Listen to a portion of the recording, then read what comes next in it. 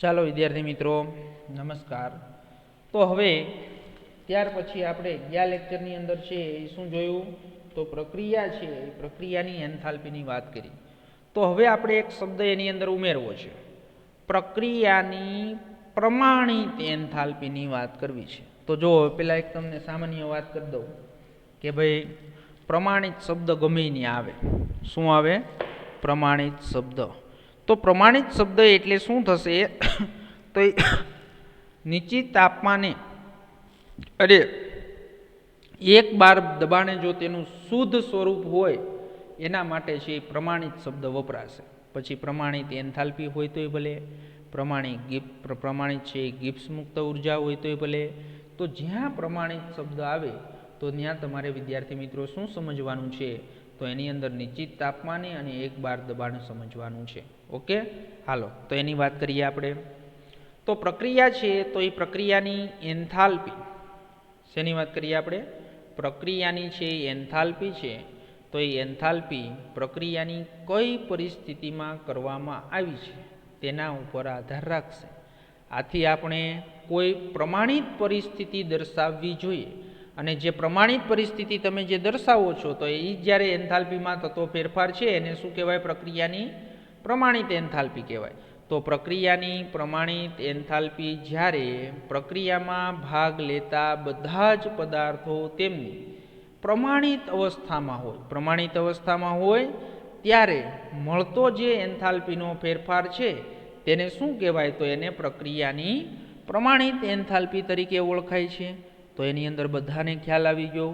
તો એની અંદર પ્રક્રિયાની પ્રમાણિત એન્થાલ્પી ક્યારે કહેવાય? તો પ્રમાણિત એન્થાલ્પી કે જ્યારે પ્રક્રિયામાં ભાગ લેતા બધા જ પદાર્થો કીધા, પદાર્થો એટલે શું થાય? પ્રક્રિયક અને નિપજ બંને હો। તો એ પ્રમાણિત અવસ્થામાં હોય ત્યારે મળતો એન્થાલ્પીમાં થતો ફેરફાર છે તો એને શું કહેવાય? પ્રમાણિત એન્થાલ્પી કહેવાય છે। ઓકે, હાલો તો એની અંદર પદાર્થની પ્રમાણિત અવસ્થા છે, તો પદાર્થની પ્રમાણિત અવસ્થા છે નિશ્ચિત તાપમાને અને એક બાર દબાણે તેનું શુદ્ધ સ્વરૂપ હોય।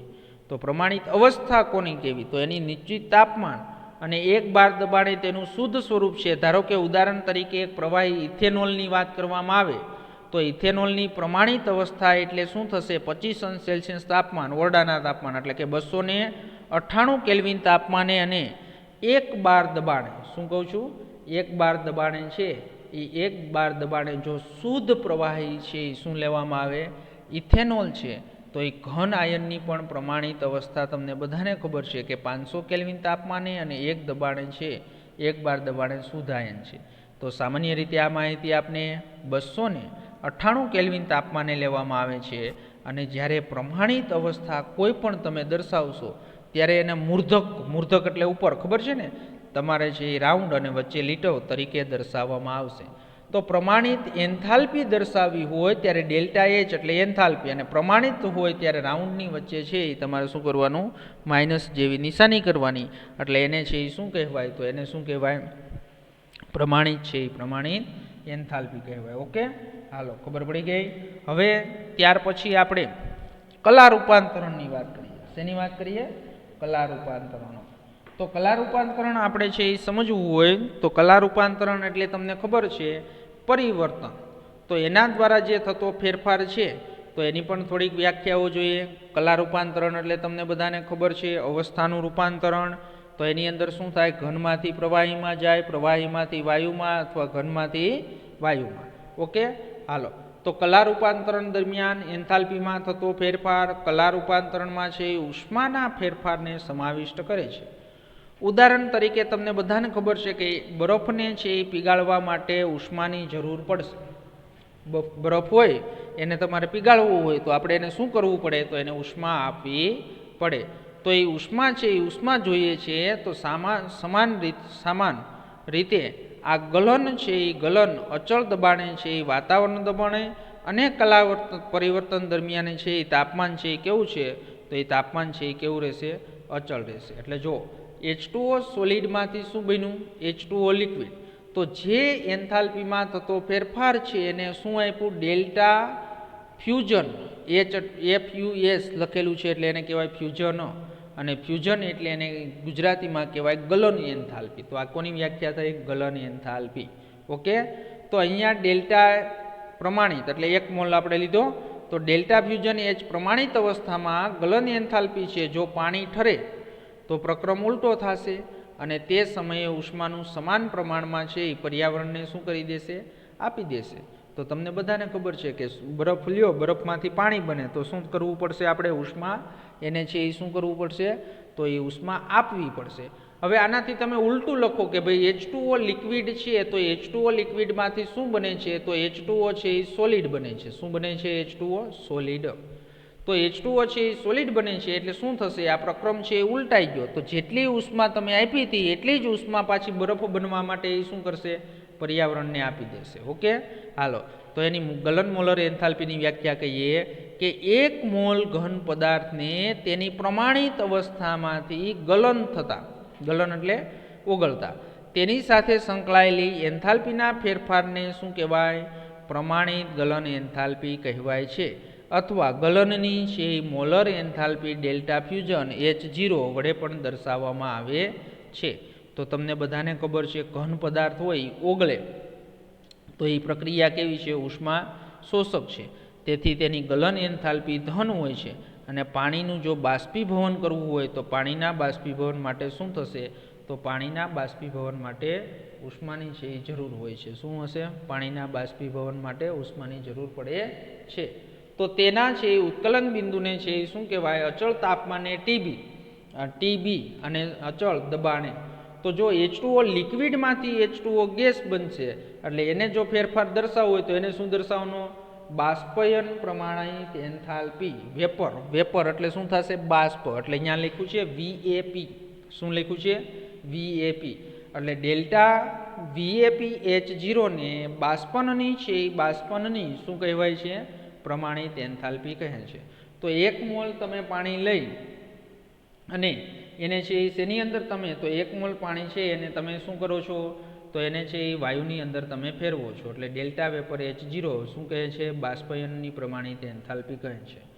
તો 1 મોલ પ્રવાહી છે તો 1 મોલ પ્રવાહીને અચળ તાપમાને અને અચળ દબાણ હેઠળ છે એ બાષ્પયન કરવા માટે એટલે તેને વરાળની અંદર રૂપાંતરણ, બાષ્પની અંદર રૂપાંતરણ કરવા માટે જરૂરી છે જરૂરી ઉષ્માને પ્રમાણિત બાષ્પયન એન્થાલ્પી અથવા તો મોલર બાષ્પયન એન્થાલ્પી ડેલ્ટા વેપર H0 છે એ વડે કહેવામાં આવે છે. તો એ બધાને ખબર પડી ગઈ બાષ્પયન એન્થાલ્પી. હવે એવી જ રીતે શું આવશે? ઉધ્વપાતન એન્થાલ્પી. તો ઉધ્વપાતન એન્થાલ્પી તમને બધાને આવડે જ છે. તો એની અંદર તમને બધાને ખબર છે કે આયોડિન છે, કપૂર છે, આ બધા પદાર્થો છે એને ગરમ કરવામાં આવે તો એ ગરમ કરતાં શું થશે? તો ગરમ કરતાં તમને ખબર છે તરત જ છે એ શું થશે? કે સોલિડમાંથી વાયુની અંદર રૂપાંતરણ પામશે. તો સોલિડમાંથી વાયુની અંદર રૂપાંતરણ પામે છે તો તે પ્રક્રિયા છે એ પ્રક્રિયાને કઈ પ્રક્રિયા કહેવાય? ઉધ્વપાતન. અને તેની અંદર જે થતો એન્થાલ્પીનો ફેરફાર છે એને શું કહેવાય? ઉધ્વપાતન એન્થાલ્પી. એટલે એને ઇંગ્લિશમાં ઉધ્વપાતનને કહેવું હોય તો સબ્લિમેશન. શું કહેવાય ને? એટલે અહીંયા લખવામાં આવશે ડેલ્ટા SUB. હાલો, તો ઉધ્વપાતનમાં છે એ ઘન પદાર્થ છે એ સીધો જ બાષ્પમાં ફેરવાય છે. તો એની અંદર તમને બધાને ખબર છે, તમને ઉદાહરણ આપ્યા હતા આગળ આયોડિન. શું છે? આયોડિન છે, કપૂર છે, સૂકો બરફ છે. તો ઘન CO2 અથવા સૂકો બરફ છે એને 195 કેલ્વિન તાપમાને શું થશે? તો કે ઉધ્વપાતન પામે છે. તો એની અંદર ડેલ્ટા SUB H0 તો કેટલી છે? 25.2 કિલોજૂલ મોલ ઇન્વર્સ છે. અને નેપ્થેલિનને જો ધીમેથી ઉધ્વપાતન પામે અને આ માટે છે ડેલ્ટા સબ્લિમેશન H0 છે 73.0 કિલોજૂલ મોલ ઇન્વર્સ જેટલી છે. ઓકે, હાલો, તો એની અંદર એની વ્યાખ્યા આપી છે પ્રમાણિત ઉધ્વપાતન. તો પ્રમાણિત ઉધ્વપાતન એન્થાલ્પી ડેલ્ટા SUB એટલે સબ્લિમેશન H0 જ્યારે 1 મોલ ઘન પદાર્થ અચળ તાપમાને અને પ્રમાણિત દબાણ હેઠળ ઉધ્વપાતન થાય તો તે દરમિયાન એન્થાલ્પીના ફેરફારને શું કહેવાય? તો એન્થાલ્પીના ફેરફારને ઉધ્વપાતન એન્થાલ્પી કહે છે. ઓકે, હાલો, આપણે બધાને તો એની અંદર એન્થાલ્પીના ફેરફારની માત્રા કોના ઉપર આધાર રાખશે? તો કે ભાઈ પદાર્થમાંના આંતરઆણ્વીય પારસ્પરિક ક્રિયાઓની પ્રબળતા ઉપર આધાર રાખશે અને જે કલા પરિવર્તન પામે છે તેના પર આધાર રાખશે. તો ઉદાહરણ તરીકે પાણીની પ્રવાહી સ્થિતિમાં પ્રબળ હાઇડ્રોજન બંધ આપણે ભણી ગયા ને ચોથા ચેપ્ટરની અંદર. પાણીની અંદર શું હોય? પ્રબળ હાઇડ્રોજન બંધ. તો એ પ્રબળ હાઇડ્રોજન બંધ છે પાણીને છે શું કરશે? તો પાણીને પ્રવાહી અવસ્થામાં જકડીને રાખે છે. તો એસિટોન જેવા કાર્બનિક પ્રવાહીઓ માટે દ્વિધ્રુવીય પારસ્પરિક ક્રિયાઓ ચોથા ચેપ્ટરની અંદર ભણી ગયા સૂચક રીતે નબળી હોય છે. આથી 1 મોલ પાણીનું બાષ્પીભવન કરતાં 1 મોલ એસિટોનનું બાષ્પીભવન કરવા માટે ઓછી ઉષ્માની જરૂર પડે છે. તો એની અંદર કોષ્ટકની અંદર છે જુદા જુદા પદાર્થોની પ્રમાણિત ગલન એન્થાલ્પી અને પ્રમાણિત બાષ્પયન એન્થાલ્પી આપેલી છે. ઓકે, સમજણ પડી ગઈ? એના કરતાં એક તમને સરળ ઉદાહરણ આપું કે ભાઈ આપને બધાને ખબર છે કે પેટ્રોલ લ્યો અને પાણી લ્યો. તો હવે એક તમે સરખો પદાર્થ 1 મોલ તમે પેટ્રોલ લીધું અને 1 મોલ પાણી લીધું, તો તમને બધાને ખબર છે કે પેટ્રોલને તમે ઓછી ઉષ્મા આપશો તો પણ એનું બાષ્પીભવન થઈ જશે અને પાણીને શું કરવું જોશે? વધારે છે ઉષ્મા આપવી પડશે. શા માટે પાણીને વધારે ઉષ્મા આપવી જોશે? તો તમને ખબર જ છે કે પાણીની અંદર છે એ શું હોય છે? પ્રબળ હાઇડ્રોજન બંધ હોય છે અને તે પ્રબળ હાઇડ્રોજન બંધના કારણે એને ઉર્જા છે એ શું કરવું જોશે? વધારે આપવી જોશે. ઓકે, હાલો. તો એની અંદર આપણે કોયડો જોઈએ કે એક તરવૈયો છે એ પુલમાંથી બહાર આવે છે ત્યારે તેનું શરીરનું પાણીની ફિલ્મથી ઢકાઈ જાય છે. એટલે પુલ હોય, પુલમાં તરવૈયો છે એ અંદર ડૂબેલો હોય, હવે એ બહાર આવશે એટલે એના શરીર ઉપર છે એ શું થશે?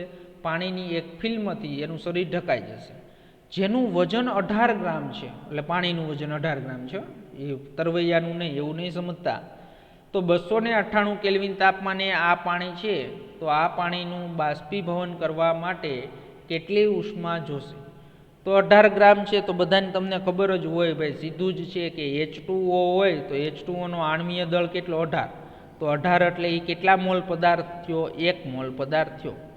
તો હવે 1 મોલ પાણીનું છે એ બાષ્પીભવન કરવા માટે કેટલી ઉષ્મા જોશે? તો 298 કેલ્વિન તાપમાને બાષ્પીભવનની છે એ શું કરો? યાંત્રિક ઉર્જા ગણો. તો પાણી માટે આપણે શું આપેલું છે?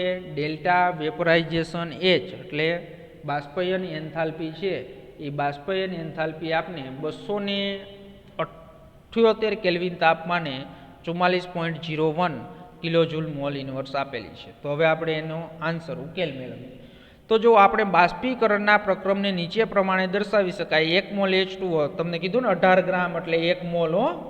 તો 1 મોલ H2O એટલે લિક્વિડમાંથી એનું બાષ્પીકરણ થઈ અને 1 મોલ શું મળે છે? તો 1 મોલ છે એ ગેસ મળે છે આપણે. શું મળે છે? 1 મોલ ગેસ એટલે પાણીની વરાળ. ઓકે, તો 18 ગ્રામ છે એ H2Oની મોલની સંખ્યા શોધવી હોય તો એ તમને હમણાં જ કહી દીધું, 18/18 એટલે મોલ ઇક્વલ ટુ શું થાય? વજનના છેદમાં આણ્વીય દળ. ખબર છે ને બધાને? આપણે આગળ ઘણી વખત આવી ગયો.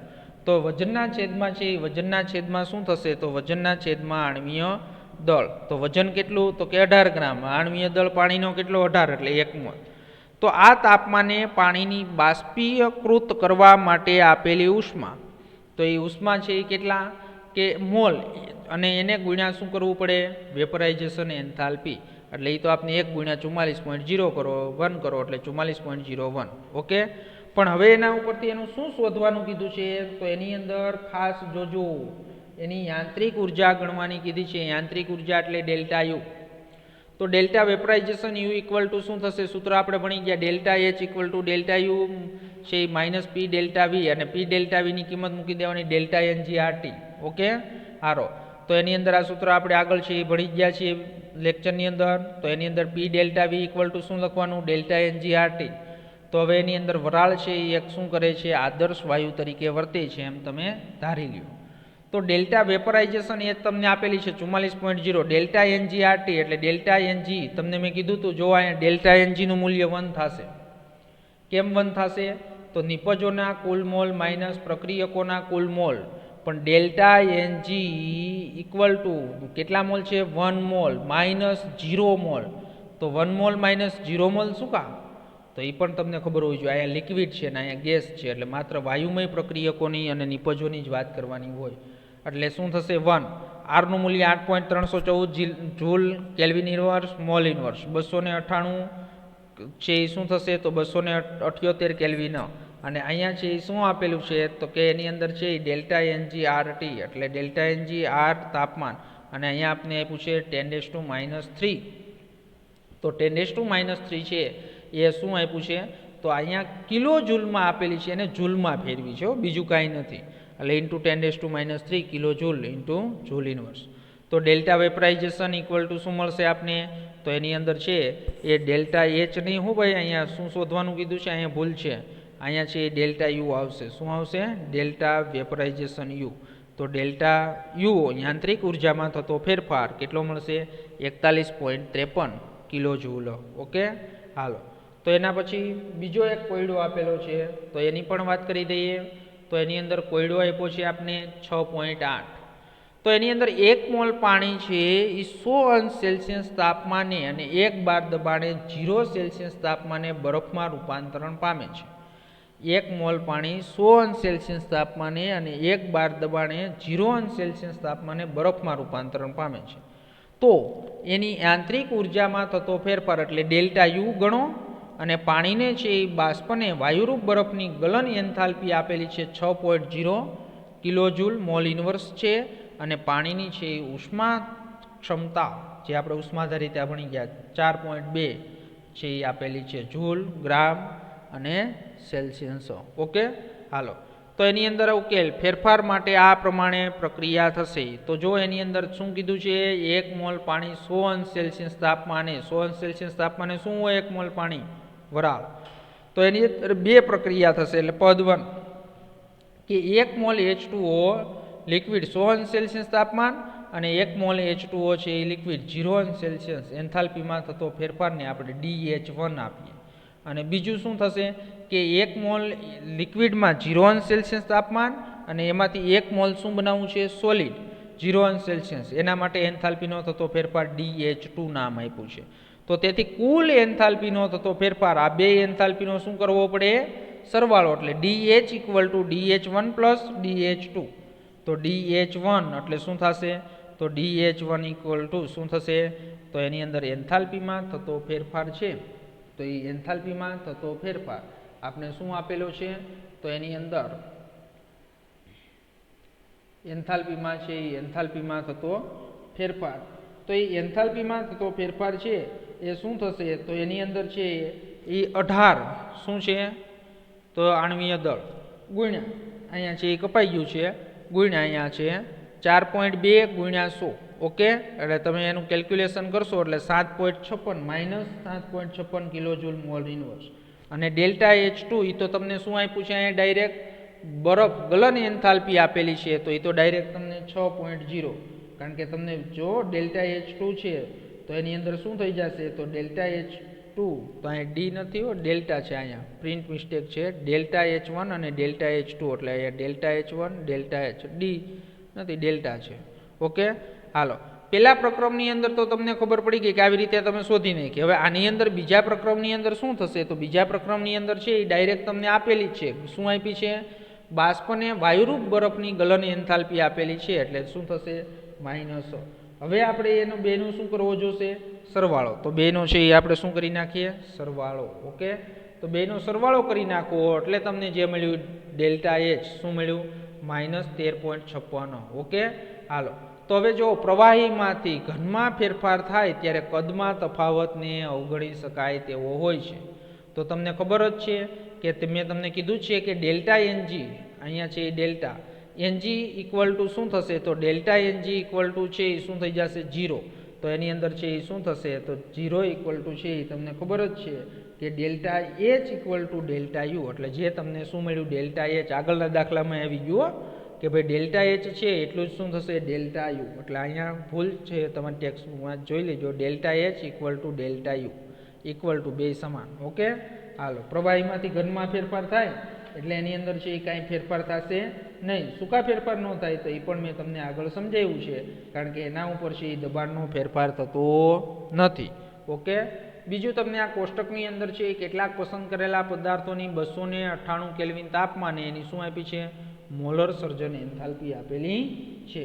ઓકે, તો એ મોલર સર્જન એન્થાલ્પી આપણે જે આગળ ભણી ગયા, મોલર સર્જન એન્થાલ્પી છે એ આપણે હવે જે ભણવાની છે તો એ અહીંયા તમને કોષ્ટકની અંદર છે એ આપેલી છે. ઓકે, હાલો તો વિદ્યાર્થી મિત્રો અહીંયા સુધી છે એ કમ્પ્લીટ તૈયાર કરી નાખજો.